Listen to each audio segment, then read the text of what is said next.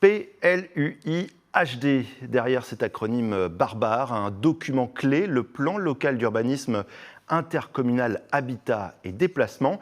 Il dessine le visage de la ville de demain, construction de logements, place de la nature, de l'agriculture, ainsi que les modes de transport. Après 7 ans de travail, Aglopolis à Blois vient d'adopter le sien pour les 15 prochaines années. Les enjeux avec Mickaël Texier.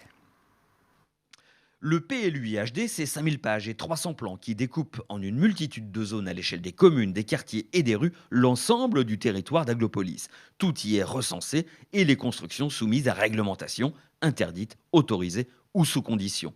Le document reflète une volonté pour le territoire. Par exemple, en augmentant les zones A et zone N, les zones naturelles et agricoles préservées. Elles progressent même de 525 hectares par rapport aux anciens documents. Ces deux zones recouvrent 90% du territoire.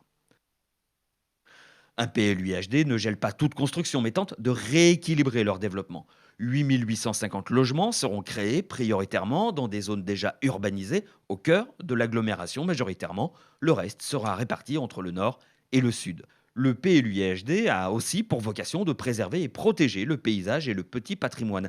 Des îlots de protection au sein des zones urbaines ou d'activités sont identifiés. 600 boisements repérés et protégés, 140 parcs, 2000 bâtiments non destructibles et soumis à des règles strictes, ou encore 500 puits, calvaires, lavoirs ou autres monuments du petit patrimoine, eux aussi identifiés et protégés. Et on va plus loin sur ce PLUI HD d'Aglopolis avec notre invité ce soir. Bonsoir Christophe de Gruel. Bonsoir. Président d'Aglopolis. On l'a vu, 43 communes concernées, donc Blois par ce document d'urbanisme qui organise en gros la vie quotidienne. C'est d'actualité, comment l'homme et la nature peuvent coexister de façon harmonieuse. C'est cet équilibre que recherche ce document urbanistique.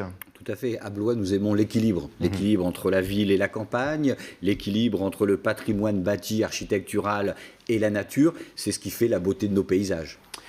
Objectif en toile de fond, c'est de continuer d'attirer de nouveaux habitants tout en leur disant attention, la maison sur un terrain de 2500 m², c'est terminé. Oui, il y a une croissance démographique, on fait des enfants, il y a des nouveaux habitants qui arrivent et il faut inventer un nouveau modèle de construction. Il faut être beaucoup plus sobre sur le plan de la consommation foncière et puis il faut aussi construire différemment. Effectivement, le modèle du pavillon au milieu de la parcelle de 2500 m², ce ne sera plus possible. Alors le PLUI fixe notamment le nombre de logements qui doivent être construits, surtout leur répartition dans l'agglomération, un équilibre très important pour l'attractivité de Blois, mais aussi ses flux de circulation. Ce n'est pas fait par hasard. Tout à fait, nous avons choisi de faire un plan local d'urbanisme intercommunal habitat et déplacement. Ça veut dire qu'au cœur de notre document, la question des mobilités, domicile, travail est structurante. Et donc nous pensons que aux alentours de 70% de la croissance doit se faire sur le cœur d'agglomération, 20% sur les bourgs, j'allais dire, d'équilibre, et puis 10% dans les autres communes rurales. C'est le respect de la démographie, c'est le respect des équilibres qui existent déjà. Équilibré également pour les zones rurales, en périphérie de Blois, justement. Tout à fait, puisque j'allais dire la Gâtine Tourangelle est dans l'agglomération de Blois, la Solonne viticole aussi, des zones périurbaines, et nous sommes très attachés à ce que chaque commune trouve sa place. Nous sommes très attachés à ce que les 43 communes puissent se développer. Des espaces verts vont être protégés, préservés. À l'inverse, est-ce qu'il est prévu aussi de réduire certains espaces artificialisés pour recréer de nouveaux espaces verts? Alors c'est le grand débat. Le débat, c'est la sobriété foncière. Il faut préserver les terres agricoles, naturelles et forestières. C'est un enjeu majeur à l'échelle du pays, donc un enjeu majeur à l'échelle du Val-de-Loire. Il en va tout simplement de notre souveraineté alimentaire.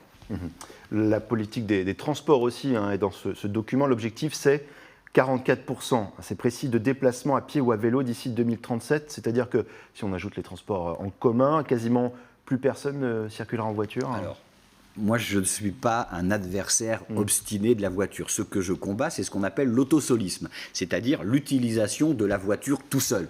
Il faut penser partage, il faut penser covoiturage. Mais en même temps, ces chiffres-là que vous venez de citer, c'est des moyennes à l'échelle de l'agglomération. Ouais. Il est évident qu'en cœur d'agglomération, à Blois et dans les communes de la première couronne, c'est beaucoup plus facile de se déplacer en vélo, par les transports en commun, parce qu'il y a densité. Si vous habitez à Saint-Cyr-du-Gault ou si vous habitez à Sambin, évidemment, le recours à la voiture sera toujours indispensable. Un document qui protège aussi, hein. Il y a eu énormément de problèmes à cause des mouvements argileux qui ont fissuré un certain nombre de maisons. Les nouvelles constructions devront répondre à certaines normes. Oui, tout à fait. Ouais. Nous avons dans cette partie de l'agglomération un vrai problème avec les terres argileuses. Les terres argileuses sont soumises au problème du retrait-gonflement des argiles. Et ce phénomène de retrait-gonflement fragilise les maisons, mais toutes les maisons. Ça peut être des maisons très récentes comme des maisons anciennes. C'est un phénomène très complexe. Dans notre document d'urbanisme, nous rendons obligatoire l'étude de sol pour être en capacité de dire aux constructeurs, aux futurs propriétaires, aux futurs locataires, voilà, si vous voulez construire une maison sur ce terrain avec des risques argileux, eh bien, il faut que les fondations soient suffisamment fortes. En un mot, est-ce que ce PLUI-HD est figé? Est-ce qu'il y a aussi des risques de contestation qui pourraient faire que il soit modifié? Alors, c'est un document qui a vocation à vivre sur 15 ans, 2022-2037, voilà. C'est un document qui va évoluer, qui pourra être modifié quand il y aura des motifs valables, évidemment, pour tenir compte de la réalité. Donc voilà, c'est un document vivant. Merci beaucoup Christophe de Gruel, président d'Aglopolis, d'être venu ce soir nous parler du PLUI HD. Merci beaucoup. Merci.